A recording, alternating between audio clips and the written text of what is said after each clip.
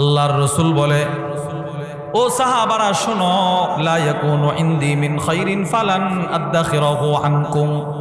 আমি তোমাদেরকে কোনো জিনিস দান না করে আমার কাছে জমা রাখি না। শেষ তো আর নাই, যাও। তাহলে এই হাদিস আমরা কি পাইলাম? নবীজি সাহাবাদেরকে দান করতো কিনা? বলেন বলেন বলেন। দুই, এই পরিমাণ দান নবীজি করতেন যে আপনি আশ্চর্য হবেন যে একটা মানুষকে এই পরিমাণ দানও করতে পারে। মুসলিম শরীফের 2312 নম্বর হাদিস।